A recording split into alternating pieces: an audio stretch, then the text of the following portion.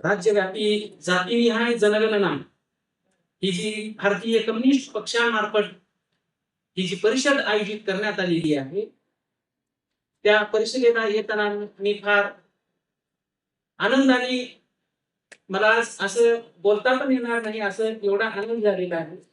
कारण की हा विषय असा आहे की आजपर्यंतच्या कालखंडामध्ये मार्क्सवाद्यांना जातीचा प्रश्न कळाला नाही किंवा मार्क्सवाद्यांनी जातीचा प्रश्न कधीही चर्चेला घेतला नाही, असं म्हणून त्यांना हिणवणारे आज ते स्वतः जातीचा प्रश्न, जाती अंताचा प्रश्न याकडे कसे पाहतात हे आपल्याला लक्षात घ्यावं लागणार आहे. आणि आज भारतीय कम्युनिस्ट पक्षाने, मार्क्सवादी विचारवंतांनी हा प्रश्न हातात घेतला, त्याबद्दल मला फार आनंद झालेला. भारतीय समाज व्यवस्थेचा पाया जात की वर्ग, कॉम्रेड शरद पाटील यांनी एक पुस्तिका दिली आणि त्या माध्यमातून या ठिकाणी मार्क्सवादी आणि फुलेशाह आंबेडकरवादी एकत्रित कसे येतील आणि भारतीय समाजामध्ये आपण या दोन्ही प्रश्नांना हाताळात घालून कशा पद्धतीने काम करता येऊ शकेल याबद्दलची मांडणीला त्यांनी सुरुवात केलेली आहे. त्यामुळं या परिषदेच्या निमित्ताने तुम्ही जे विषय हातात घेतलेला आहे ते मला फार महत्वाचं वाटतं. जनगणनेचा विषय ज्यावेळेस चर्चेला गेला त्यावेळेस दर 10 वर्षांनी या ठिकाणी जी जनगणना केली जाते त्या वेळेला बऱ्याच वेळेला स्त्रीवादी आणि इतर काही विचारवंत या जनगणनेची चर्चा करतात. पुढचे 1-2 वर्ष करतात, परंतु नंतर पुढचे 7-8 वर्ष काहीच होत नाही, अशी एक स्थिती दिसून येते. परंतु आपल्या मार्फत मागच्या काही काळामध्ये सातत्याने यावर राज्यव्यापी परिषदा झालेल्या आहेत आणि अशा पद्धतीचे काम होणं ही फार महत्वाची गोष्ट होती. हा विषय फार गंभीर आहे. हा इतिहासापासून चालू होतो. ब्रिटिश कालखंडापासून किंवा त्याच्या अगोदरपासून या विषयाची मांडणी होत आलेली आहे. ब्रिटिशांना जातीनिहाय जनगणनेची भीती वाटली नाही, परंतु आजच्या सरकारांना का भीती वाटत आहे हा प्रश्न आहे. त्यामुळं या प्रश्नाचं गांभीर्य काय आहे, ते कशासाठी आवश्यक आहे, जातीनिहाय जनगणनेच्या बाजूने काय मुद्दे आहे, विरोधात काय आहे, अनेक लेखकांनी या विषयावरची काय मांडणी केलेली आहे हे आपल्याला सविस्तर पद्धतीने पाहावे लागेल. ज्या समाजशास्त्राला उद्देशून आपण अशी एक अपेक्षा करतो की त्यांनी त्यांच्या मांडणीमध्ये जातीनिहाय जनगणनेविषयीची सखोल अशी भूमिका मांडली पाहिजे.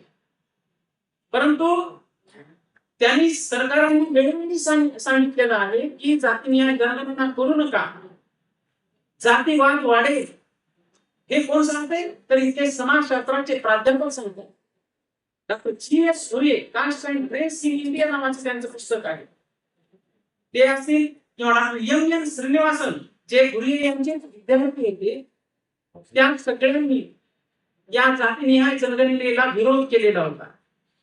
आणि त्यामुळं जातीनिहाय जनगणना होणे हे का महत्वाचे आहे तर भारतामध्ये या जातीकडे आज अशा पद्धतीने पाहिलं जात आहे की आज जात नाही म्हणून पाहिलं जात आहे. आणि आता कुठे राहिली जात. आणि ज्यावेळेस आपण कुठलाही न्यूजपेपर ओपन करतो त्यावेळेस त्या ठिकाणी लक्षात येतं की SC/ST क्षमस्व. मग हा आंतरविरोध कसा काय आहे, प्रत्येकाची विवाह कुठे होता, मग या जातीची स्थिती काय आहे सध्याची. जात ही केवळ भारतीय समाजव्यवस्था आहे की दक्षिण आशियात आहे. तर जात ही अशी स्थिती दिसते की केवळ भारतात नाही किंवा दक्षिण आशियात नाही, तर आपली फ्लाईट जिथे कुठे उडून जात आहे ते अमेरिका असेल, युरोप असेल, त्या ठिकाणी आपण भारत देश जगाला जात ही एक्सपोर्ट करत आहे. त्यामुळं जातीचा जो काही संसर्ग आहे तो संसर्ग संपूर्ण जगाला पुढच्या काळामध्ये भेडसावणार आहे. हा प्रश्न केवळ भारतापुरता राहणार आहे. त्यामुळे जाती अंताची भूमिका ही महत्वाची आहे. त्याच्यातला एक पाऊल म्हणजे जातीनिहाय जनगणना हे येत आहे. आरक्षण हे पण त्याच्यात मधला एक पाऊल आहे, परंतु आपल्या सगळ्यांची भूमिका ही जाती अंताची भूमिका आहे. हे आपण हे स्पष्ट असलं पाहिजे. आणि त्यामुळं या युरोप आणि अमेरिकेतील जाती व्यवस्था कशी आहे याचाही अभ्यास या अनुषंगाने झाला. प्रोफेसर विनोद कुमार जे समाजशास्त्राचे प्राध्यापक त्यांनी स्वतः तिथे जाऊन प्रत्येक जात वेगवेगळ्या मंदिर मस्जिदी कशा पद्धतीने त्या ठिकाणी निर्माण करत आहे याबद्दलचा त्यांनी अभ्यास केला. त्यांनी त्याबद्दलची मांडणी केली आणि जातीविषयक जो काही अस्तित्व त्या ठिकाणी निर्माण होत आहे ज्या ठिकाणी जात नाही म्हटल्या ठिकाणी, त्यामुळं हा प्रश्न अधिक गंभीर करतो. केवळ काउंटिंगच्याही पलीकडे याची लागण होत आहे जी इतर देशांमध्ये. आणि डॉक्टर जी.एस. सूर्य यांनी त्यांनी 1932 सालीच या विषयाची मांडणी करत असताना आपण भारत देश हा बाकी इतर देशांनाही जाती व्यवस्था एक्सपोर्ट करत असल्याची त्यांनी मांडणी केली होती. ते कारण पहिल्यांदा मांडणी करत नाही. आणि त्यामुळं जातीविषयक जे वेगवेगळे सिद्धांत आहेत ते सिद्धांत आपल्याला लक्षात घ्यावे लागतात. त्यामध्ये मार्क्सवादी सिद्धांत आहे जो जात आणि वर्ग यांना एकत्रित पद्धतीने विचार करतो. स्त्रीवादी किंबर्ले क्रेनशॉ यांनी असं मांडणी केली की जात वर्ग लिंगभाव ही जी आंतरछेदितता आहे त्यामधून या प्रश्नांची आपण मांडणी केली पाहिजे. मानवशास्त्र अँथ्रोपोलॉजी माणसांचे रक्ताचे नमुने घेऊन त्या माध्यमातून माणसांमध्ये कसे विभेदन आहे हे दाखवण्यासाठी ते प्रयत्न करत आहेत. इरावती कर्वे यांनी अँथ्रोपोलॉजी डिपार्टमेंट पुणे विद्यापीठामध्ये त्यांनी स्थापन केलं 1970च्या दशकात. त्या डॉक्टर जी.एस. सूर्य यांच्या विद्यार्थिनी होत्या आणि या दोघांनी मिळून माणसांच्या कवटीचं मोजमाप करायला सुरुवात केलं आणि माणसांमध्ये विभेदन असू शकतं हे दाखवण्याचा त्यांनी प्रयत्न केला. म्हणजे आपण ज्या सामाजिक चळवळीकडे एक मुक्तीचा आशय पुढा करणारा एक तो अभ्यासकांचा समूह म्हणून पाहतो, त्यांच्याकडून अपेक्षा करतो शास्त्रीय अभ्यासाची, तर ते माणसांमध्ये विभेदन असल्याचं दाखवतात. मग तसं जर असतं तर प्रत्येकाचे डॉक्टर्स वेगवेगळे असतात, जातीनिहाय डॉक्टर्स निर्माण करावे लागले असते, परंतु तसं काही होऊ शकत नाही. मग आले अँथ्रोपोलॉजिस्ट, त्याच्यानंतर आले प्राच्य विद्याशास्त्रीय अभ्यासक. त्यांनी इतिहासामध्ये कशी मांडणी झालेली आहे याचा संस्कृत प्राकृत त्या कालखंडातली साधनं काय होती याचा अभ्यास केला.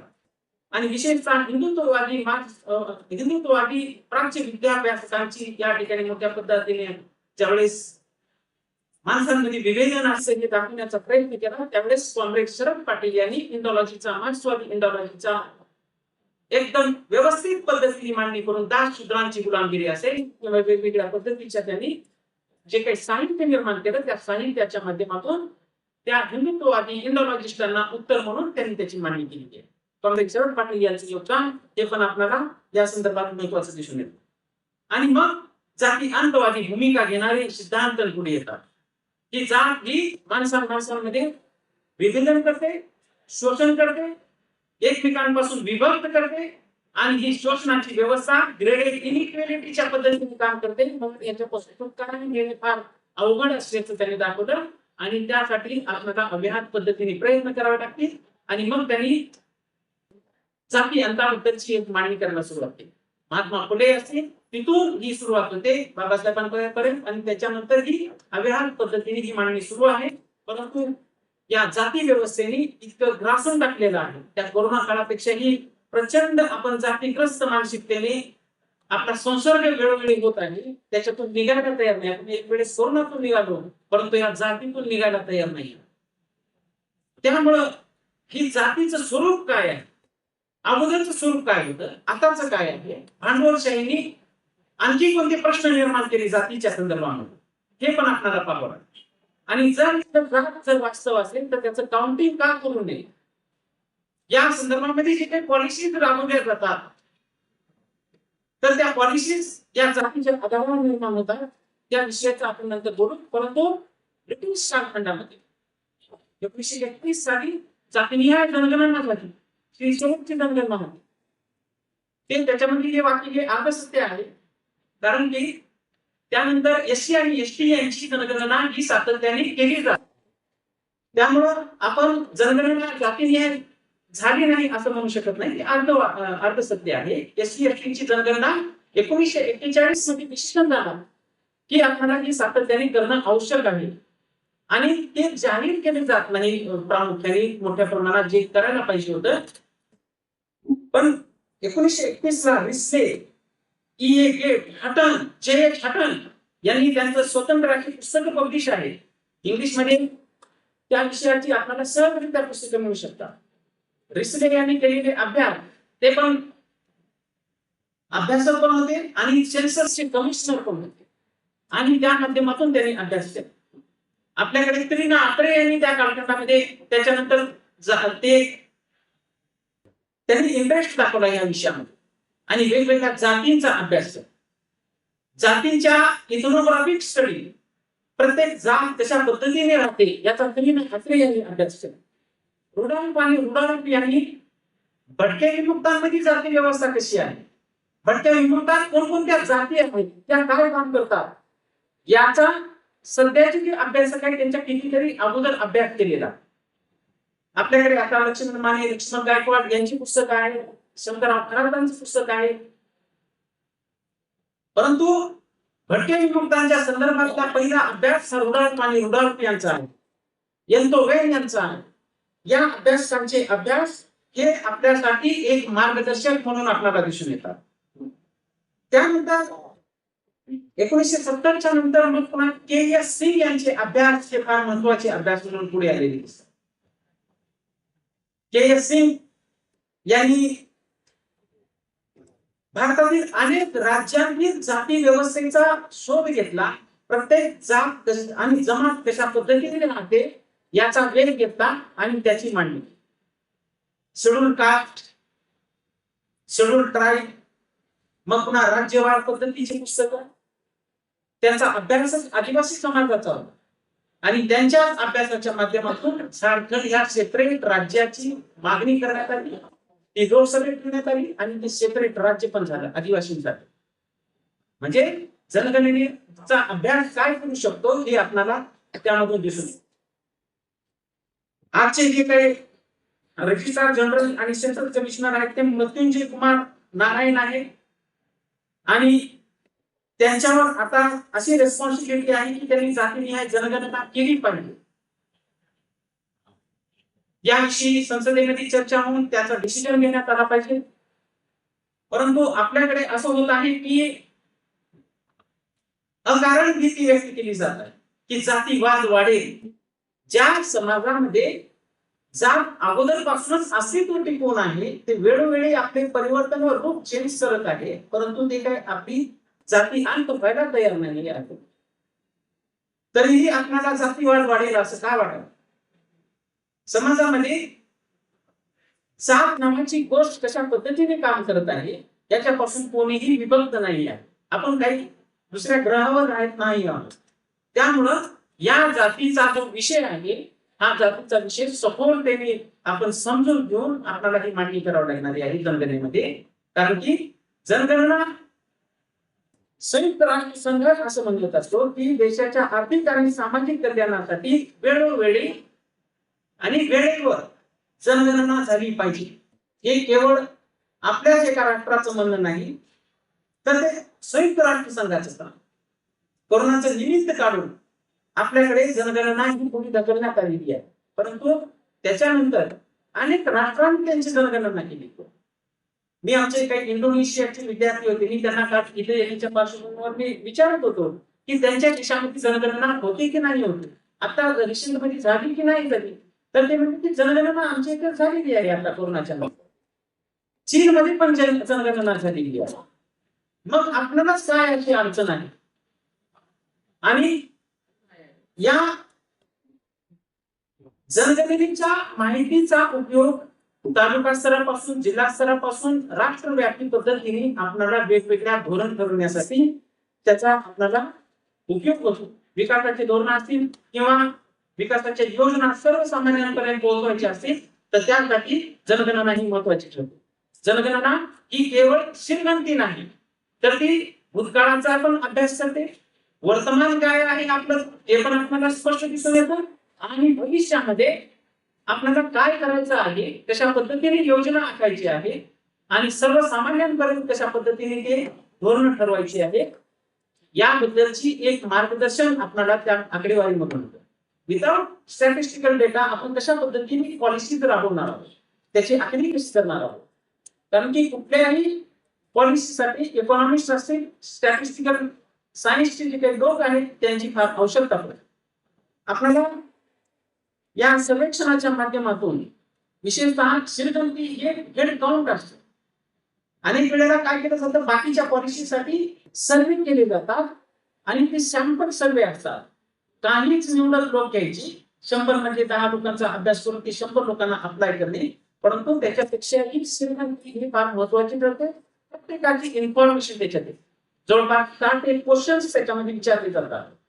अनेक वेळेला त्या भांडवलदारांनी असं सांगितलेलं आहे की आमचे पण काही क्वेश्चन्स त्या सेन्सस मध्ये टाका आणि आम्हाला पण त्यामधून माहिती भारतभरातली कलेक्ट करून द्या, आम्ही तुम्हाला काही आर्थिक मदत करतो. हे त्यांनी तशा पद्धतीचं ऑफर केली आहे सरकार. म्हणजे भांडवलदाराला ते लक्षात आलेलं आहे की त्यांना कशा पद्धतीचं मार्केट रिसर्च ऑटोमॅटिक पद्धतीने शासकीय यंत्रणेच्या माध्यमातून मिळू शकतं. तर मला असं वाटतं की नवीन प्रकारची जनगणना केली तर त्याचा फायदा एक आहे की राज्य पुनर्रचना पण करता येऊ शकेल. पुढची लोकसंख्यामध्ये जे काही कमी अधिक प्रमाणात जे काही वाढ झालेली आहे त्याच्या आधारावर त्याची कॉन्स्टिट्युएन्सी आहे, असेंब्लीज मध्ये जाणाऱ्या लोकांची संख्या आहे, त्याच्यामध्ये पण भर पडू शकते. आणि ते कदाचित या सरकारला लक्षात आलेलं असेल की जर प्रत्येक जातीनिहाय गटांची लोकसंख्येमध्ये जर वाढ झाली आणि त्यांना जर अधिकार द्यायची वेळ आली तर आपण ते अधिकार ते डिमांड करतील, मग आपण त्यांना काय उत्तर द्यायचं, कदाचित त्याच्यामुळे ते माघार हटत असतील असं मला वाटतं. आपली लोकसंख्या ही वेळोवेळी वाढत आहे आणि जनगणना होत नाही. त्यामुळे आतापर्यंत जे आकडेवारी आपल्याकडे आहे ती कालबाह्य आकडेवारी असू शकते. या मागच्या 10 वर्षामध्ये कितीतरी परिवर्तन झालेली असतात. 10 वर्षाचा कालावधी काही कमी कालावधी नसतो. आणि यामध्ये पॉप्युलेशन, त्याचं प्रमाण, स्त्री पुरुष प्रमाण काय आहे, वेगवेगळ्या पद्धतीची त्यामधून माहिती आपल्याला मिळते. आपण जर तुम्ही जर पाहिला, मी खास दाखवण्यासाठी मी म्हणून एक पुस्तक घेऊन आलो आहे, India demography, changing demographic scenario in India. हे पीएम मुजुमदार यांचं पुस्तक आहे. हे 2011 ची ही जनगणना आहे आणि याच्यात स्टॅटिस्टिकल डेटा प्रत्येक गोष्टीचा सखोल त्यांनी मांडणी केलेली आहे. आणि या माध्यमातून आपल्याला लक्षात येतं की फक्त स्त्री पुरुष प्रमाण इतकंच पाहिलं जात नाही. फर्टिलिटी रेट काय आहे, मॉर्टॅलिटी रेट काय आहे, जन्म दर काय आहे, मृत्यू दर काय आहे, 0 ते 5 वयोगटातील मुलांची संख्या, मुलींची संख्या कशी आहे, तरुणांची संख्या कशी आहे, वृद्धांची संख्या कशी आहे, या सगळ्यांचा आढावा घेतला जातो. त्याचसोबत पॉप्युलेशन मध्ये होणारे चेंजेस काय आहेत, रोजगारामध्ये होणारे चेंजेस काय आहेत, कुठल्या राज्याची लोकसंख्या वाढली किंवा कमी झाली, भाषेचं स्थान काय आहे, किती लोकांना घरं आहेत, पक्के घरं किती, कच्ची घरं किती, आणि त्या सगळ्यांमध्ये जमीन कोणाकडे किती आहे, शेतजमीन कोणाकडे किती आहे, या सगळ्या इंडिकेटर्सवर ही माहिती गोळा केली जाते. त्याचं सविस्तर विश्लेषण केलं जातं आणि मग ते आपल्याकडे त्याला एक आधारभूत डेटा प्राप्त होतो. आणि त्यामुळं शासनाच्या विविध योजनांसाठी लाभार्थी म्हणून फायदा घ्यायचा असेल तर गरीब कुटुंबांना नव्या जनगणनेचे निकाल येण्यापर्यंत प्रतीक्षा करावी लागते. त्यामुळं आतापर्यंत जी जुनी आकडेवारी आहे त्याचा नंतर उपयोग होत नाही आणि नवीन आकडेवारी नाही म्हणून ती जनगणना किंवा पॉलिसी आखणं बंद केलं जातं आणि त्याचा परिणाम होतो की अनेक लोकांना वेटिंग करावं लागतं की पुढे नवीन धोरण ठरवण्याबद्दल. 2011 नंतर जनगणना न झाल्यामुळे सरकारी योजना, धोरणे आणि भविष्यातील आराखडा, रोजगाराच्या योजना या मागे पडत आहे. मध्यंतरीच्या काळामध्ये मागच्या महिन्यामध्ये एक शासनाची एक टीम आली होती भेटण्यासाठी आणि त्यांनी जे स्टिग्मटाइज्ड व्यवसाय आहेत, ज्याला कलंकित ठरवलं जात आहे, त्या स्त्रियांची स्थिती काय आहे याचा स्टॅटिस्टिकल डेटावर आधारित आम्हाला काही माहिती पाहिजे म्हणून त्यांनी आमच्या विद्यापीठात आमची भेट घेतली. ते त्या ठिकाणी जर जनगणनेवर आधारित जर ती माहिती असतील तर ते सगळ्या पद्धतीची माहिती तातडीने उपलब्ध झाली असती आणि धोरण ठरवण्यासाठी आपल्याला एक आधारभूत अशी माहिती मिळाली असते. सरकारने फक्त अनुसूचित जाती जमातीचा अभ्यास केल्यानंतर आता मध्यंतरीच्या काळात ओबीसी कुटुंब असते आणि त्यांनी म्हटले की आमच्या ओबीसीचा जनगणना झाली पाहिजे.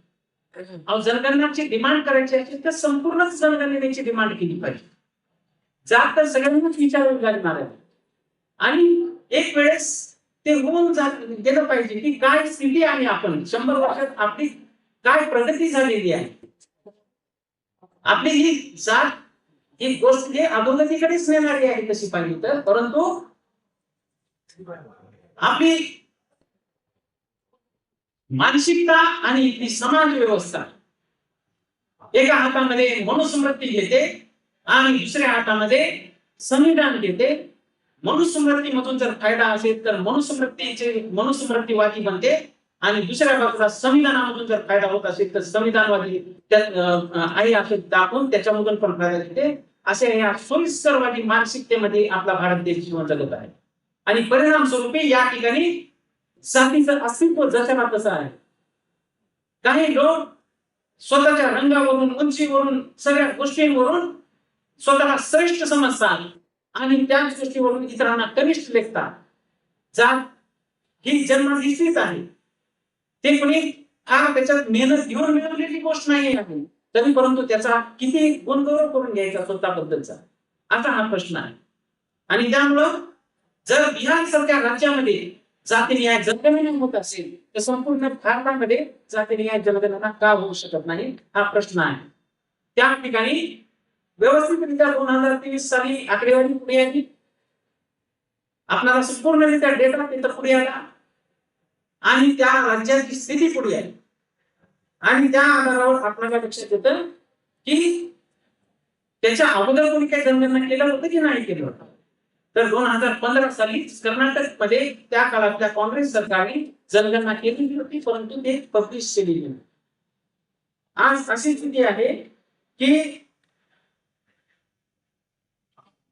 जातीनिहाय जनगणना करून असं आपण आपली डिमांड आहे, ती तर्कावर आधारित असलेली डिमांड आहे. आपला आग्रह आहे जातीनिहाय जनगणना झाली पाहिजे, त्याला फॅक्टचा आधार आहे. नरेंद्र मोदी म्हणतात की मी 4 प्रकारच्या जाती मानत असतो, मी इतर जाती मानत नाही. 2023 नोव्हेंबर 2023 त्यांचं व्याख्यान आहे आणि त्यामध्ये म्हणतात की गरीब, तरुण, स्त्रिया आणि शेतकरी या देशातील 4 मोठ्या जाती आहेत. म्हणजे विषय डायव्हर्ट कसा करावा हे जर कोण शिकवतं ते अशा वाक्यानं करू शकतो. त्यांनी कम्प्लीट डायव्हर्ट करण्याचा प्रयत्न केला. हे गट आहे पण त्या प्रत्येकाला जात आहे आणि ही जात ही अशा पद्धतीने विभागून आपल्याला चालणार नाही. आपल्याला जाती अंतासाठी इतके जर राष्ट्रव्यापी यांचं मोठं संघटन असेल तर त्यांनी जाती अंत करून दाखवा. आपलं चॅलेंज आहे की राष्ट्रीय स्वयंसेवक संघाने ते हातात घ्यावं. आम्ही जात मानत नाही म्हणतात, जात मानू अगर न मानू तो विषय नाही आहे. विषय आहे की तुम्ही जातीवादीच आहात आणि तुमच्या सुरुवातीपासून आहात आणि हे आमच्या अनुभवातून सांगत आहोत आणि त्यामुळं तुम्ही तशा पद्धतीचे स्टेटमेंट इथं कोणालाही बुद्धापा देऊ शकत नाही. राष्ट्रीय स्वयंसेवक संघाने काहीतरी ते जातीनिहाय जनगणनेला पाठिंबा दिलेली असल्याचे आपण मागच्या आठवड्यापासून ते बातम्या ऐकत आहोत. कोण आहात तुम्ही? राष्ट्रीय स्वयंसेवक संघ कोण आहे? ती काय कॉन्स्टिट्यूशनल बॉडी आहे का?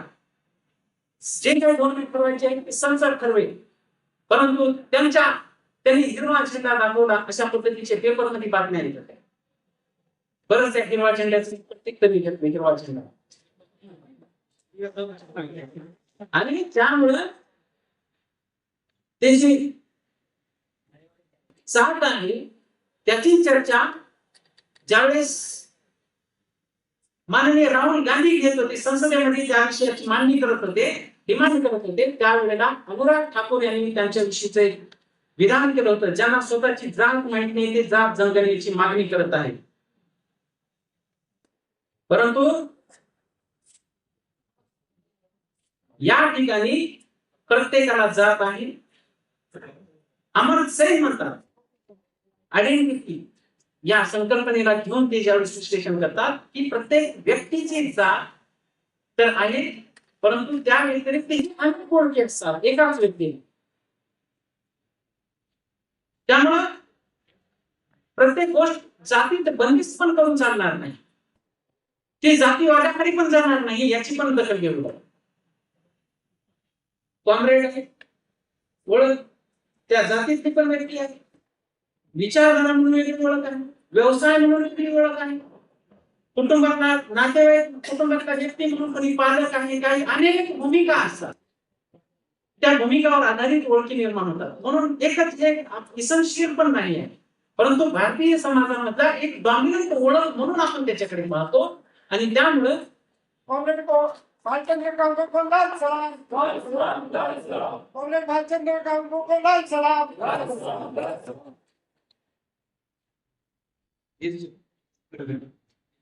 तर सर मी हे सांगत होतो की जातीनिहाय जनगणना ही आवश्यक आहे आणि ती करणं हे यासाठी महत्वाचं आहे की एकतर विकासाच्या धोरणांसाठी आणि दुसऱ्या बाजूला जाती अंतासाठी. आणि त्यामुळे ह्या दोन्ही मधला बॅलन्स होण्यासाठी आपल्याला जातीनिहाय जनगणनेची आपल्याला फार जरूरत आहे. आणि आज असं दिसून येतं की विविधतेत एकतेपेक्षा या राष्ट्रीय स्वयंसेवक संघाने धार्मिक संघर्षाला महत्व दिलेलं आहे आणि परिणाम स्वरूपी इतर धार्मिक द्वेष वाढत आहे. केवळ धार्मिक द्वेषच नाही तर त्यांनी जाती जातींमध्ये आरक्षणाच्या नावाखाली फूट पाडून त्या ठिकाणी आपली पोळी काढण्याचं देखील काम केलेलं आहे. आणि हे आज करत नाही आहे, ते 1925 पासून ते 2024 पर्यंत त्यांचा एकमुखी कार्यक्रम हाच राहिलेला आहे. आणि त्यामुळं जातीनिहाय जनगणना झाली पाहिजे. योगेंद्र यादव यांनी काही मुद्दे मागच्या काही न्यूजपेपर मध्ये त्यांनी मांडलेले आहेत. त्यांनी 10 मुद्द्यांना अनुसरून त्यांनी त्या विषयाची चर्चा केली. ते म्हणतात की आपल्या देशात लोकांचे मत किंवा मानसिकता बनविणारा वर्ग हा उच्च जातीय उच्च वर्गीय आहे, हे त्यांनी स्पष्ट केलेलं आहे. आणि या उच्च वर्गीय लोकांनी म्हणायला चालू केले की जातीनिहाय जनगणना झाली तर जातीवाद वाढेल. परंतु हे अर्ध सत्य आहे, असं होत नसते.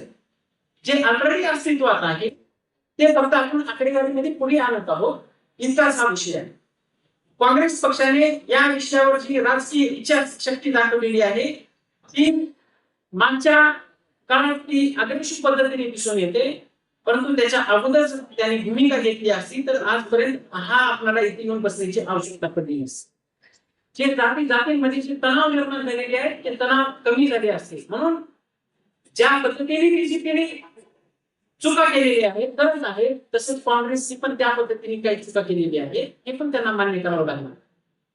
आणि जातीच्या अंतासाठीची भूमिका ही त्यांनी घेणं जरुरी होतं, कारण की ते मुख्य पक्ष म्हणून इथं काम करत होते. आणि त्यामुळं आपण जास्तीत जास्त आधुनिकतेच्या दिशेने कसं जाऊ याची जबाबदारी. म्हणून आपल्याला दोन्ही पक्षांची ते रेस्पॉन्सिबिलिटी आहे. आज बीजेपीची आहे, आज ते सत्ता आली आहे म्हणून आपल्याला त्यांना विचारावं लागणार आहे का, आणि काँग्रेसची पण आपल्याला विरोधी पक्ष म्हणून त्यांना पण विचारावं लागणार. एक होतं की असं म्हटलं जात आहे की जातीनिहाय जनगणनेला विलंब होत आहे किंवा होऊ शकतो, हे पण अर्ध सत्य आहे.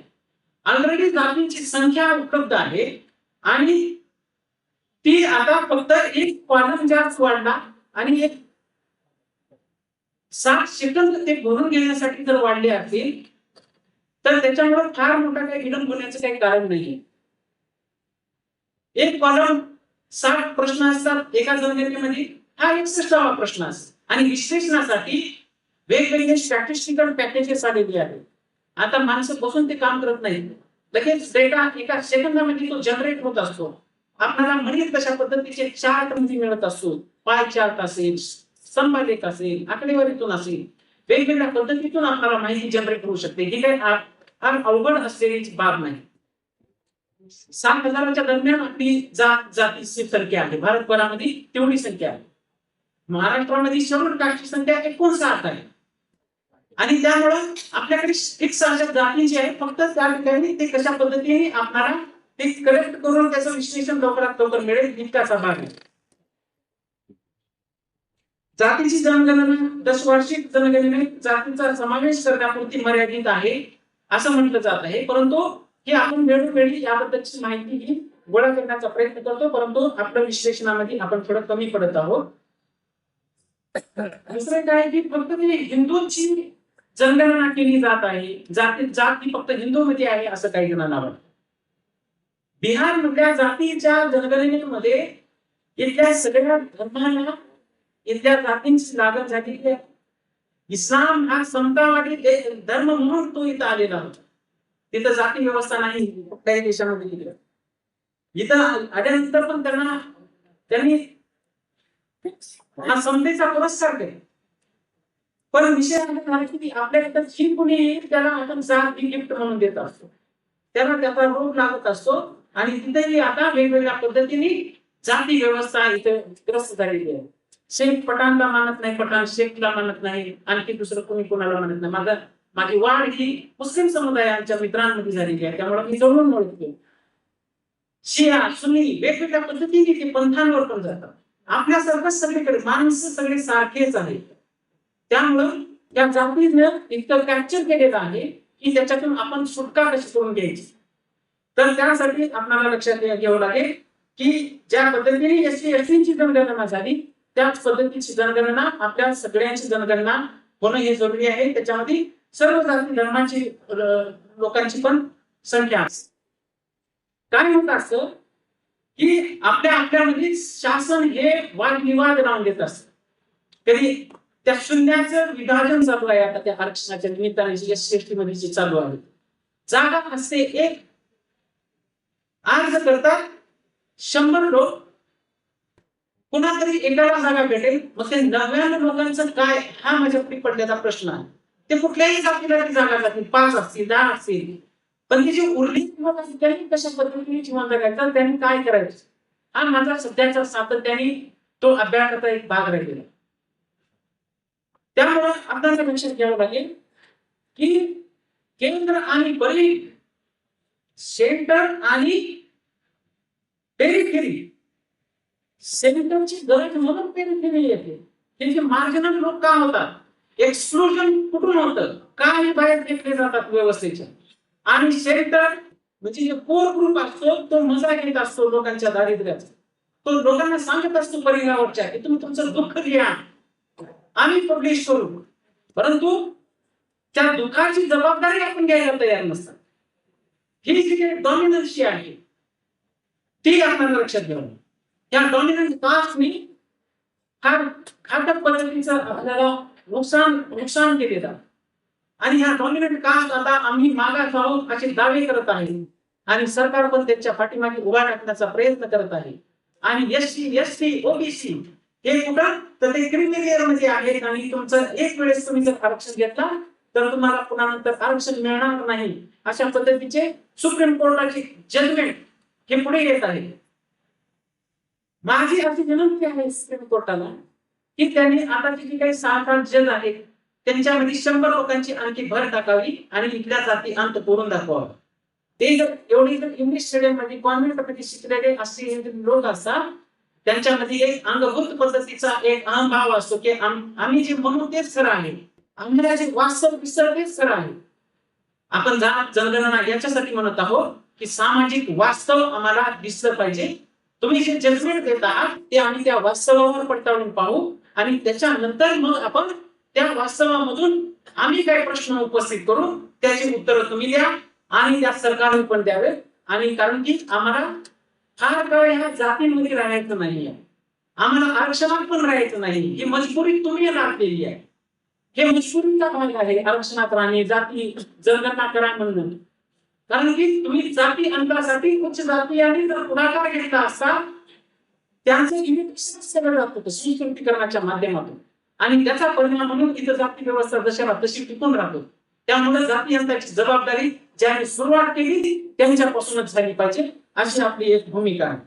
त्यामुळं दलितांचे जे प्रश्न आहेत ते प्रश्न तर आहेतच, परंतु त्याच्यामध्ये ज्यावेळेस जात वर्ग लिंगभाव म्हणून पाहतो त्यावेळेस दलित स्त्रीचे प्रश्न पण त्याच्यामध्ये वेगळे प्रश्न, आदिवासी पुरुषापेक्षा आदिवासी स्त्रीचे प्रश्न म्हणून प्रश्न वेगळे असतात.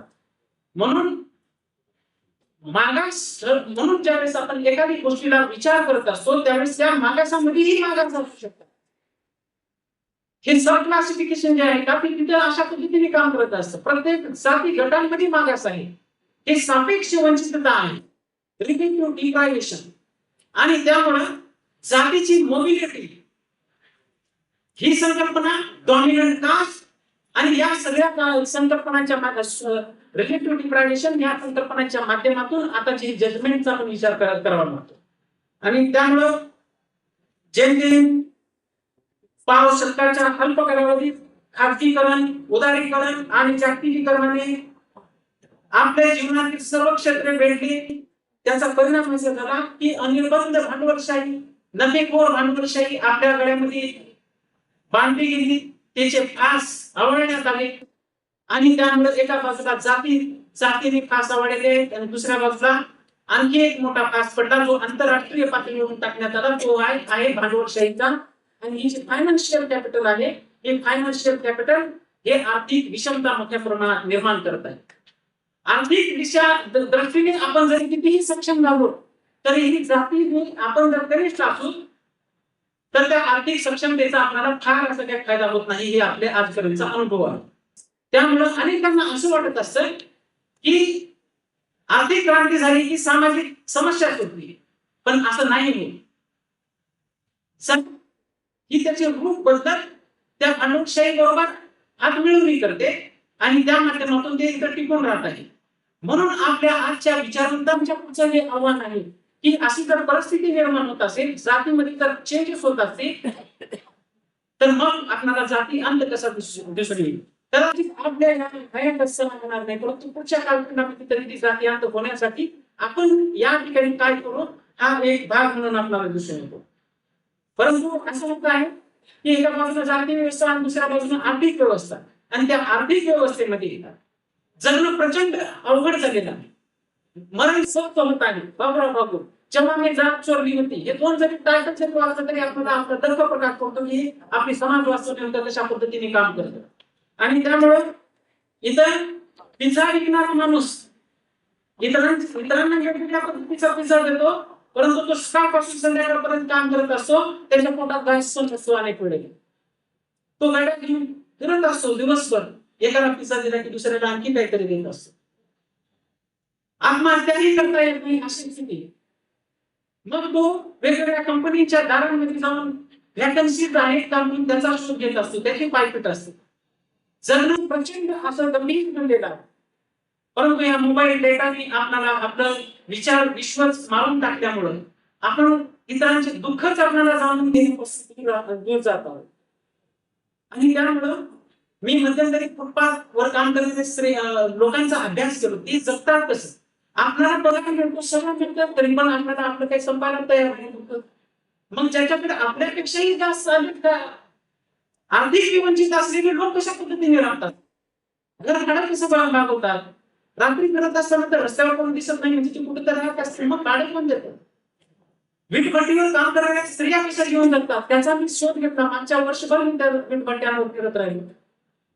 आणि त्यामुळं असंघटित क्षेत्रातील लोक ज्या पद्धतीच्या विवंचनेला सामोरे जात असतात ती प्रचंड विदारक स्थिती आहे. माननीय कॉम्रेड अर्जुन सिंग गुप्ता यांनी 120 रुपये पर्यंतच्या मधीच लोकांचं 70% लोकांचा उदरनिर्वाह त्यांना भागवावा लागतो याविषयीची आकडेवारी 2005-06 साली त्यांनी आपल्या पुढे समोर ठेवली. दारिद्र्य रेषेविषयी सुरेश तेंडुलकर समिती यांनी कॅलोरीच्या ऐवजी वेगळ्या पद्धतीचे निर्देशांक असले पाहिजे याची ती मांड केली. आपलं दारिद्र्याचं मापन पण आपले अर्थशास्त्रज्ञ विचित्र पद्धतीचे त्यांनी एक वडापाव खाल्ला तरी 3 कॅलरी पूर्ती होऊ शकते आणि मग या दारिद्र्याच्या बाहेर पडलेला आहे असं ती जाहीर करायला ते मोकळे असतात. अशा पद्धतीची इथे मोजमापन पद्धत होती. मग डॉक्टर अमर सेन यांनी GDI gender development index, happiness index उदाहरण पुढे आणलं. HDI मानव विकास अहवाल, मानव विकास निर्देशांकाच्या माध्यमातून ते अहवाल पुढे यायला चालू झाले. आणि मागास कोण आहे याचा शोध आपल्याला त्या निर्देशांकाच्या माध्यमातून घ्यायला चालू झाला. अधिकाधिक मागासांना सुविधा देण्यासाठी जर आपल्याला प्रयत्न करायचे असतील तर मध्यंतरीच्या काळामध्ये प्राध्यापक सतीश देशपांडे आणि प्राध्यापक योगेंद्र यादव यांनी 2008च्या दरम्यान एक JNU मध्ये ऍडमिशन देण्यासाठीची एक यंत्रणा तयार केलेली होती की जो अधिक मागास आहे एरियामधून, प्रादेशिकरित्या मागास, भाषिकरित्या कमी मायनॉरिटी, रिलिजियस मायनॉरिटी, सगळ्या पद्धतीने त्यांना अधिकचे मार्क देऊन त्यांना जास्तीत जास्त मेनस्ट्रीम मध्ये कसे आणता येईल याविषयीची पण इंडिकेटरचा त्यांनी अभ्यास केला आणि ते अवलंब केला आणि वेगवेगळ्या अशा पद्धतीचे आपल्याला मोजमापनाच्या पद्धती अप्लाय कराव्या लागतील. तरच आपल्याला या ठिकाणचे विषम वाटप जे आहे त्याला उत्तर म्हणून आपल्याला आपल्याकडून पण वेगवेगळ्या पद्धतीचे इंडिकेटर्स घेऊन जर पुढे आपण जर मांडणी केलो, त्याची डिमांड केलो, त्या पद्धतीचा अप्लाय केला, तर या संसदेने ज्या पद्धतीचं जाती जातीमध्ये विभेदन करून जे काही दिलेलं आहे त्याच्या पलीकडे आपल्याला विचार करावा लागेल. सुप्रीम कोर्टाच्या वकिलांच्या बुद्धिमत्तेला आपल्या समाज वास्तवाच्या मांडणीतून आव्हान देणं फार जरुरी आहे आणि ते सहज शक्य आहे. कॉमन सेन्सिकल पद्धतीचे डिसिजन मागच्या बऱ्याच कालखंडामध्ये आलेले आहे. बाबरी मशिदीचा डिसिजन हा कॉमन सेन्सिकल डिसिजन आहे. फॅक्टवर आधारित आपण निकालांची अपेक्षा करत असतो. अनेक डिसिजन आहेत त्यांची, परंतु तो आजचा विषय नाही. सुप्रीम कोर्ट आपल्यासाठी काय टार्गेट नाही, आपल्यासाठी टार्गेट आहे सरकारवर, कारण की आपण मतदान केलेलं आहे सरकारवर, आपल्यावर करते सरकार.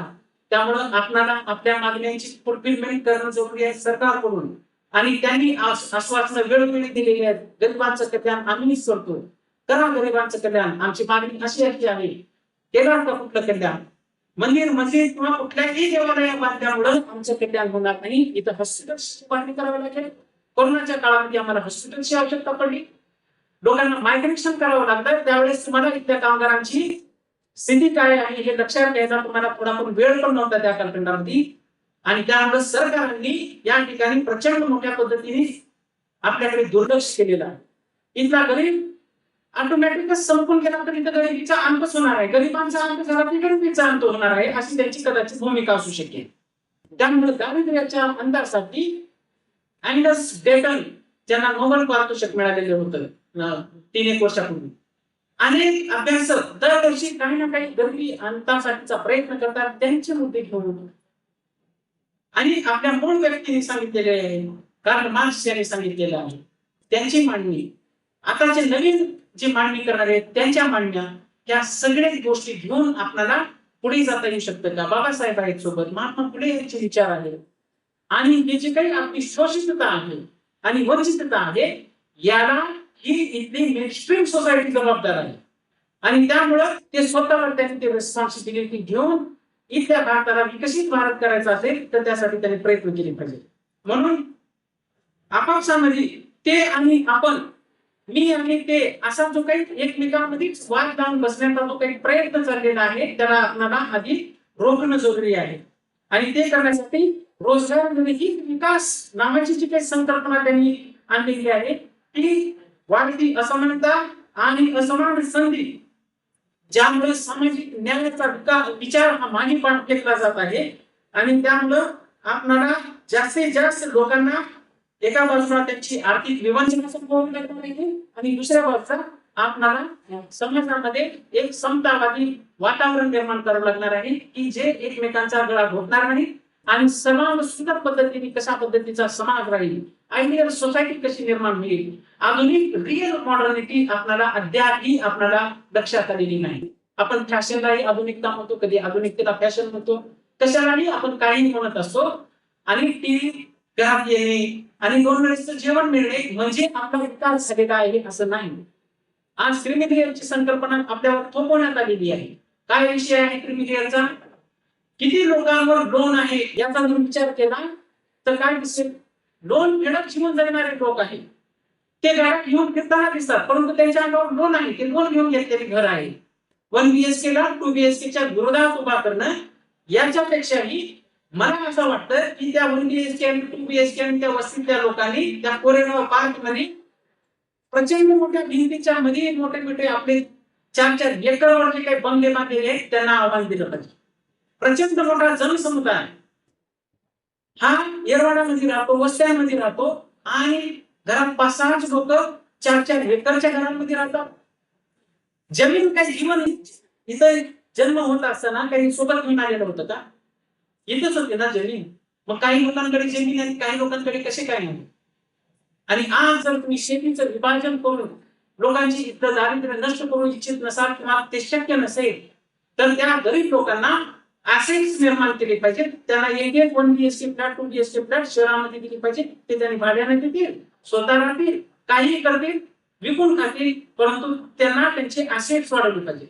लँड, रिसोर्सेस आणि लाईव्हलीहूड या तिघांचा एकत्रितरित्या विचार करणं आणि मग यांचं डिस्ट्रीब्युशन रिडिस्ट्रीब्युशन झालं पाहिजे. आपण भारत स्वातंत्र्य झाल्यावर ब्रिटिशांबरोबर झुंजण्यामध्ये बराच वेळ केला, परंतु त्याच्यानंतर रिडिस्ट्रीब्युशनचं काय नेमकं? जमिनी काही लोकांकडे कशी काय आहेत आणि काही लोकांकडे का नाही आहे? हा प्रश्न गंभीर प्रश्न आहे. पुढचंच आपण जशाला तसं पुढे चालवत राहिलो त्याच्यामुळे फार मोठा गोळ झालेला आहे. आणि मुळामध्ये भारतीय माणूस हे का मागास आहे, ते का परिवर्तन होत नाही आहे? महात्मा फुलेंचं नाव घेतो, शाहू महाराजांचं नाव घेतो. आता शाहू महाराज झाले की मला फार आनंद होता आणि मला त्यांना मी टीव्हीवर पाठायचे, परंतु प्रत्यक्षात पाहता येतं म्हणून मला ते पण फार आनंद होता. तुमच्यामुळे मला ती संधी मिळाली. परंतु प्रश्न असा आहे की इतक्या सगळ्या महामानवांचं आपण नाव घेतो, त्यांचा वारसा मानतो, सगळं करतो, परंतु इतर समता का येत नाही हा प्रश्न आहे. कारण की आपली धर्मनिरपेक्षतेबद्दलची इतकी बांधिलकी नेहमी संदिग्ध राहिलेली आहे भारतीय माणसाची, आपली म्हणजे संपूर्ण भारतीय माणसाची. परंपरा आणि आधुनिकता यांच्यातील जो काही द्वंद्वात्मक संबंध आहेत ते कधीही पुढे आलेले नाही. आपण परंपरावादी आहोत की आधुनिक आहोत? आपली आधुनिकता कशा पद्धतीची आहे ते स्पष्ट झालेलं नाही. आणि संविधानापेक्षा मनुस्मृतीचाच आपण जागर करण्यामध्ये बऱ्याच वेळेला पुढाकार घेतलेला आहे. म्हणजे की आपण मनुस्मृती वाचू अगर न वाचू सगळे तत्व तिथून घुसलेले आहे. साधी कार घेतलं किंवा सायकल घेतलं 1000 रुपयाची, लगेच आपण त्या ठिकाणी आपापल्या पद्धतीने आपली संस्कृतीच्या नावाखाली इतका आपला वाटोळ करून घेतलेला आहे की त्या संस्कृतीला प्रश्न उपस्थित करावे लागले. संस्कृतीला प्रश्न विचारायचीच नाही आहे आणि संस्कृतीचं पुनरुज्जीवन झालं पाहिजे असं वाटून इतर पक्ष संघटना ज्यावेळेस काम करतात त्यावेळेस इथं शोषणाची व्यवस्था ही अद्यावत होते आणि आपली विषमता ही जशाला तशी टिकून राहते. त्यामुळे हे बुद्धिवाद जे आहे ते बुद्धिप्रणीत तत्वावर समाज रचनेची जर उभारणी करायची असेल तर ते प्रयत्न आपल्याकडे प्रामाणिकपणे होणे फार जरुरी आहे. आणि प्रबोधनाचा विचार केवळ समाजातील एका स्तराने करणं पण फारसं त्याच्यातून काही साध्य होणार नाही. तो तळागाळापर्यंत गेला पाहिजे, तो मान्य झाला पाहिजे आणि त्या माध्यमातून आपण अधिकाधिक माणूस म्हणून उन्नतीच्या दिशेने गेलो पाहिजे. हा विषय आहे. पण होतं असं की त्याचे आर्थिकदृष्ट्या लाभान्वित झालेले जे वर्ग आहेत ते व्यापारी असतील, जमीनदार असतील, हे वर्ग प्रबोधन मूल्यांचे उघड विरोधक राहिलेले आहे. त्यांनी कधीही त्याला समतावादाचं समर्थन केलं नाही, न्यायाचं समर्थन केलं नाही, म्हणून आपला समाज आज या स्थितीमध्ये जीवन जगतो आहे. जाती निर्मूलनातील सर्वात मोठा अडथळा म्हणजे दुसरा एक फार मोठा अडथळा आहे, ते आहे स्वजातीयांशी संघर्ष करण्याची आपल्याला ताकद दाखवली पाहिजे, जी दाखवण्यामध्ये आपण कमी पडतो. स्वतः बरोबरचा संघर्ष, स्वजातीयांबरोबरचा संघर्ष हे एक महत्वाची पायरी ठरणार आहे. आणि आजच्या जाती संघटना प्रबळ होण्याच्या काळात जाती निर्मूलनासाठीचा संघर्ष हा महत्वाचा आहे. आज अशी स्थिती आहे की जातीने आतापर्यंतच्या कालखंडामध्ये आपल्याला शिक्षणापासून रोखलं आणि आता आर्थिक दृष्ट्या वर्ग जो निर्माण झाला आणि विषमता निर्माण झाली त्याच्यामुळे आपल्याला आता शिक्षणापासून रोखायची वेळ आहे. एबीसीडी शिकवायला लहान मुलांना 1 लाख ते 1.25 लाख रुपये फीस आहेत शहरामध्ये कॉन्व्हेंटच्या सुनी. गरीब जाईल का त्या ठिकाणी? सगळे इथले जमीन इथली, पाणी इथलं, सगळं इथलं. शिक्षकांना 10,000 रुपये घेऊन त्यांचं शोषण करायचं. कॉन्ट्रॅक्च्युअल बेसिसवर इथं लोकांचे प्रचंड मोठ्या पद्धतीने शोषण करायचं. कॉन्ट्रॅक्च्युअलवरचा श्रमिक आणि परमनंट श्रमिक असं प्रत्येक डिपार्टमेंट मध्ये विभाजन झालेलं आहे. ते त्या दोघात कधी संघर्ष तुम्ही काही सांगता येणार नाही. स्थिती आहे एक बऱ्यापैकीच्या स्थितीमध्ये आहे, फार काही तो बेस्ट नाही, बेटर स्थितीमध्ये आहे, आणि दुसरा त्या पुढच्या पेक्षा खाली आहे. असं ही प्रचंड असमान पद्धतीची आहे. ही कॉन्ट्रॅक्च्युअल सिस्टीमला आपल्याला आव्हान देणं फार जरुरी आहे. म्हणून जाती अंतराबद्दलचा विचार करत असताना, जनगणनेविषयीचा विचार करत असताना आपल्याला ही जी काही रोजगारामधल्या समानतेविषयीचा विचार करावा लागतो. इथल्या जमिनीच्या पुनर्विकेंद्रीकरणाबद्दलचा विचार करावा लागेल. त्याला पर्याय द्यावे लागतील, असे द्यावे लागतील, आणि त्या माध्यमातून आपल्याला इथं शोषण नावाची गोष्ट संपवणे ही आपलं मुख्य टार्गेट आपल्याला पुढे राबवावे लागेल. जातीनिहाय जनगणना हा जो विषय आहे, तो विषय हा फार गंभीर स्वरूपाचा विषय आहे. त्या माध्यमातून आपल्याला एक आस दिसते की इतर लोकांमध्ये जास्तीत जास्त पद्धतीने आपण त्यांना सामाजिक न्यायाची भूमिका पार्श्वभूमी तयार करून देऊ का, कसं काय आहे. सगळ्या अर्थव्यवस्थेवर काहीच जणांचा हक्क जो आहे त्या हक्काला आपल्याला प्रश्न विचारला. बहुतांश लोक हे कमी आर्थिक गटांमध्ये राहत आहेत आणि भरपूर अर्थव्यवस्थेचा वापर काहीच लोक करत नाही. ही विषमता कशी काय? जातीचे फायदे काहीच लोकांना आणि जातीचा तिरस्कार बहुतांश लोकांना, हे कसं काय? त्यामुळं या जाती अंतराचा विचार करत असताना लक्षात येतं की ब्रिटिशांनी वेळोवेळी त्यामध्ये जातीचा विचार केला. माझ्या पुस्तकामध्ये या गोष्टीचा टेबलच आहे. 1872 त्यावेळेस काय केलं होतं, त्यांनी जाती वर्ग, मग त्यांनी हिंदूंच्या जातींची नोंद केली. मुस्लिमांनी वार्षिक कोटीक्रम, तसेच सैनिक, शेख, पठाण, मोगल यांना वर्ग म्हणून संबोधलं. त्या जाती समावेश केला. 1881 साली त्यांनी आणखी त्यामध्ये काही लोकांची भर टाकली. वहाबी असतील, शिया असतील, सुन्नी असतील, पुन्हा ख्रिश्चन, त्याच्यामध्ये रोमन कॅथोलिक असतील, वेगवेगळ्या पद्धतीच्या ख्रिश्चनांचा त्यांनी समावेश केला जनगणनेमध्ये. पुन्हा नंतर जात की वंश असा प्रश्न 1891च्या जनगणनेमध्ये आला, आणि त्यानंतर त्या ठिकाणी कोरियन, तेलग आणि युरोशियन अशा लोकांची पण नोंद करून घ्यायला त्यांनी सुरुवात केली. 1901 साली हिंदू आणि जैन धर्मातील जातींची नोंद करण्यात आली. ख्रिश्चन आणि मुस्लिमांकरता त्यांचा वंश किंवा जातींचा स्वीकार त्यांनी केला, आणि त्या माध्यमातून त्यांनी त्या काळामध्ये जनगणना केली. आणि असं वेगवेगळ्या प्रत्येक जवळपास 1991 पर्यंतचा माझ्याकडे तक्ता आहे, 2001 पर्यंतचा तक्ता आहे की त्यांनी कशा पद्धतीने पुन्हा पुन्हा इन्क्लुजन केलेलं आहे. शेड्यूल कास्ट आणि शेड्यूल ट्राईब यांची कधी नोंद केली. 1950-51 मधील संविधानाच्या आदेशानुसार अनुसूचित जाती आणि जमाती या विशेष गट आहेत हे त्यांनी मान्य केलं. केवळ हिंदू आणि शीख धर्माशी संबंधितच केवळ अनुसूचित जाती असतील असं त्यांनी त्यामध्ये इन्क्लूड केलेलं होतं. अनुसूचित जमाती या कोणत्याही धर्माशी संबंधित असतील तरीही त्यांचा 1951च्या जनगणनेमध्ये समावेश केला पाहिजे ही त्या कल्पनामध्ये त्यांनी भूमिका घेतली. आणि मग नंतर 1961 साली भारताच्या राष्ट्रपतीने घोषित केलेल्या या गटाशी संबंधित जाती आणि जमातीच्या यादीप्रमाणे मग ते कोणत्याही धर्मात असतील जाती जमाती तर त्यांचाही त्यांनी इन्क्लूड केलेलं दिसून येतं.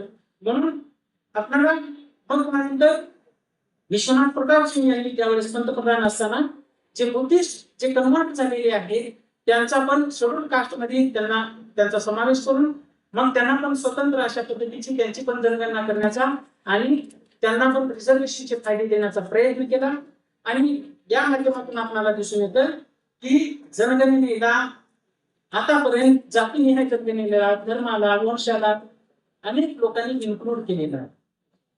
मग आता आपलं टेक्नॉलॉजी एवढी पुढे गेलेली आहे, सगळ्या गोष्टींनी आपण पुढे गेलेली आहोत. मग आपल्याला त्याला काही फारसा वेळ पण लागणार नाही. जाती फिक्स आहेत आपल्याकडे, 7,000च्या आसपास जाती आहेत, त्याच्या लिस्ट आहेत, प्रत्येक राज्य वाईज लिस्ट आहे.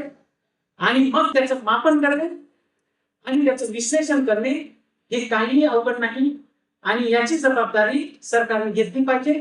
रात्रीतून कोणीतरी संघटना उठते, कोणीतरी उपोषणाला बसतं आणि लगेच तुम्ही अख्या महाराष्ट्र घडून तिथं सगळ्यांची जनगणना करता आणि महिनाभरात डेटा तुमच्याकडे येतो लाखो लोकांचा. आणि मग तेच भारतातील इतके मोठे समुदाय, इतक्या मोठ्या संघटना ही जातीनिहाय जनगणनेची डिमांड वर्षानुवर्ष करतात, तरी परंतु तुमच्याकडे कसे काय होत नाही. तुम्हालाच बरे प्रश्न पडलेले आहेत की जातीवाद वाढेल, ते बघून घेईल भारताची जनता काय करायचं ते. जातीवाद वाढवायचा आहे का कमी करायचा आहे की काय करायचं आहे. सरकार म्हणून तुम्ही त्याच्यामध्ये कमी पडलेला आहात ही स्पष्ट अशी भूमिका आहे. तुम्ही पुढाकार घ्यायला पाहिजे होता की जाती न्याय जनगणनेपेक्षा जाती हिंद करून दाखवतो आणि हा विषयच मिटेल. ज्या व्यक्तीने आंतरजातीय विवाह केलेला असेल त्यांना जर नोकरी सरकारने दिली तर बऱ्याच लोकांमध्ये एक वेगळं वातावरण निर्माण होऊ शकेल. उच्च जातीय आणि कनिष्ठ जातीयांबरोबर कनिष्ठ जाती आणि वरिष्ठ जातीयांबरोबर विवाह करण्यासाठी सरकारने काही बंधनं घातली तर काय होऊ शकेल याचा पण आपण विचार केला पाहिजे. आणि ही ताकद आहे का तुमच्यामध्ये. ही ताकद नसताना तुम्ही ज्यावेळेस डिमांड केली जाते जाती या जनगणनेची त्यावेळेस त्यांना प्रश्न उपस्थित करता की जातीवाद वाढेल, आकडेवारी नाही, लिस्ट नाही, वेगवेगळी माहिती सांगितली जाते. ते आधी प्रयोग करा बघा. इथे सामाजिक शास्त्राचे अभ्यासक स्टॅटिस्टिशियन सगळ्या पद्धतीचे आकडेवारीचा अभ्यास असलेले लोक ते बघून घेतील. तुमचं काम आहे की त्याला मंजुरी देणे. फक्त भांडवलदारांनी काही डिमांड केली की त्यालाच मंजुरी द्यायचं आणि जनसामान्यांनी डिमांड केली की त्याच्याकडे दुर्लक्ष करणं हे ज्या दिवशी बंद होईल त्या दिवशी हे जातीय जनगणनेला सुरुवात होईल असं मला वाटतं. याच्यात जनसामान्यांचं हित आहे, देशाचं हित आहे, सगळ्यांचं हित आहे की आपल्याला आता जाती व्यवस्थेचा अंत उत्पन्न झाला पाहिजे आणि जातीय जनगणना आपण झाली पाहिजे. त्या दोन्हीवर आपण एकमताने आपण ठाम राहून मला या कोल्हापूरमध्ये येण्याची संधी प्राप्त करून दिली. मी वर्गात फक्त लेक्चर देणारा माणूस आहे आणि यावर एक उपाय करणारा माणूस आहे. ज्यावेळेस प्रश्न जाणून घेतो त्यावेळेस मी जास्तीत जास्त समजून घेण्याचा भाग म्हणून मी माझ्यासाठी हे लेखन करत असतो. आणि मग मला काही भूमिका ठाम झाली की मी ते पब्लिश करत असतो. त्यामधून ही पब्लिश झालेली आहे. आणि ज्यावेळेस प्रोफेसर शर्मिला रेड्डी यांना असं वाटलं की हा विषय चांगला आहे त्यांनी काही एक ग्रुप स्थापन केला आणि त्यांच्याकडून मला प्रश्न करायला सांगितलं आणि त्यांनी 10,000 रुपये मला ते पुस्तक लिहायला त्यांनी मदत केलेली आहे. मी हैदराबादच्या वेगवेगळ्या उस्मानिया युनिव्हर्सिटीच्या लायब्ररीमधून डेटा गोळा केलो. सगळीकडे त्या कालखंडात ते रिपोर्ट गोळा केले. त्या कालखंडात त्या लोकांना काय वाटत होतं ज्यावेळेस पहिल्यांदा जाती जनगणना होती त्यावेळेस काही लोकांना वाटत होतं की रात्रीला हवा मारण्यासाठी काही लोक पाहिजे असतील म्हणून हे आपल्याकडे झाले. माझ्याच कसं काय आलेली माणसं विचारण्यासाठी असं पण काही लोकांना वाटतं. काही लोकांना असं वाटतं की ते दुसऱ्या देशात घेऊन जाणार आहेत आणि तिथल्या त्या युद्धामध्ये आता आपल्याला समाविष्ट करणार आहेत. त्यावेळेस आपण बऱ्याच लोकांनी माहिती सांगितली नाही. असे अनेक कोणी गावून शेतामध्ये जाऊन 18 दिवस लपून बसले की हे माझ्याकडे कसं येतात. आजपर्यंत मला कोणीच विचारलेलं नाही आणि आताच मला सरकार रजिस्टर करून माझ्याकडे मागे लागलेलं आहे. अशा अनेक गोष्टी आहेत. परंतु हे जरी सत्य असलं तरीही आपल्याला एक लक्षात घ्यावं लागेल की सातत्याने याचा पाठपुरावा जोपर्यंत जातीय जनगणना होणार नाही तोपर्यंत करणं जरुरी आहे. दलित चळवळीने आज भारतीय कम्युनिस्ट पार्टी जर त्यासाठी पुढाकार घेत असेल आणि आजपर्यंत जर तुम्ही म्हणत असाल की आम्ही जातीयवादी आहोत आणि कम्युनिस्ट हे वर्गवादी आहेत, आज तुम्ही त्यांना इथे येऊन उत्तर द्या की तुम्ही कोण आहात तुम्ही काय नाही. कारण की हे सत्य आहे की मागच्या अनेक कालखंडापासून आपण निवडणूक करत आहोत. एक निवडणूक गेली की दुसरी येते. अनेक प्रकारच्या निवडणुकांमध्येच आपण जीवन जगत असतो. परंतु सामाजिक प्रबोधन परिवर्तन हे आपला बाबासाहेबांनी महात्मा फुले यांनी शाहू महाराजांनी सांगितलेला अजेंडा हा मुख्य अजेंडा आहे. आणि ते माझ्यापर्यंत फक्त एक वाक्य सांगून मी थांबतो की मी सावित्रीबाई फुले पुणे युनिव्हर्सिटीतल्या हॉस्टेलचा मी कार्यभार पाहत असतो आणि अनेकांना तिथे डिमांड असते की तिथं रिझर्वेशन सिस्टीम आहे. रिझर्वेशनच्या विक्रीत कुठं ठेवणार विद्यार्थी. मग मी त्याच्यावर उपाय केलेला असतो. ज्याला रूम भेटलेले ठीक आहे, ज्याला नाही भेटलेले त्यांनी गेस्ट म्हणून राहा आणि त्याच्यातूनही कोणी उरले तर त्यांनी पॅरासाइट म्हणून राहा, टीव्ही हॉलमध्ये राहा. कुणाचीही जात बघायची नाही. फॉर्मॅलिटीज म्हणून आपण बघत असतो. परंतु या पद्धतीने जास्तीत जास्त लोकांना शिक्षणामध्ये कसे आणता येईल, मोठ्या शहरांमध्ये कसे राहता येईल म्हणून आपली डिमांड एक दुसरी असली पाहिजे. ती आहे की हॉस्टेलची निर्मिती कशी करता येईल. त्याचे कॉर्पोरेट सोशल रेस्पॉन्सिबिलिटीच्या अंतर्गत वेगवेगळे पैसे द्यायला लोक तयार असतात. त्यांनी फालतू गोष्टींवर पैसे खर्च करून ते दाखवण्यापेक्षा सरकारला त्यांनी जर विद्यार्थ्यांसाठी जर गोष्टच सांगली तर कितीतरी पुढच्या टप्प्यावरचा आपल्यासाठी तो मार्ग राहणार आहे. मी विद्यार्थ्यांच्या जवळ राहणारा माणूस आहे. मी सकाळी अर्धा तास संध्याकाळी अर्धा तास विद्यार्थ्यांमध्येच राहत असतो. ते वेगवेगळ्या विषयांच्या त्यांच्या अडचणी काय आहेत, गरजा काय आहेत त्यांच्या राहण्याची गरज आम्ही सोडवत असतो, त्याची रिस्पॉन्सिबिलिटी आमची. आता जेवणाची रिस्पॉन्सिबिलिटीचा एक विषय आहे, ते त्यांच्या जर सकाळ आणि संध्याकाळच्या जर जेवणाचा विषय जर त्या माध्यमातून जर झाला, या कॉर्पोरेट सोशल रिस्पॉन्सिबिलिटी असेल, भले की आपल्याला पाणी नसेल पण ते खर्च करतच आहे, तर त्यांनी या विद्यार्थ्यांवर खर्च करावा अशी एक आपली मागणी असते. त्यामुळं होईल त्या मार्गाने, पडेल त्या पद्धतीने कितीही मेहनत घेतली तरी पुढच्या जनरेशनला जास्तीत जास्त फायदा देऊन आपल्याला शिक्षणामधूनच आपल्याला उन्नती घडवण्याचा मार्ग एक दिसतो, तेवढाच आपल्या हातात राहिलेला आहे. आणि त्याला जास्तीत जास्त वाढवणे ही आपली जबाबदारी आहे. आणि आपण इथून पुढे सर्व शिक्षणावर पण लक्ष केंद्रित करून मला संधी दिली त्याबद्दल धन्यवाद.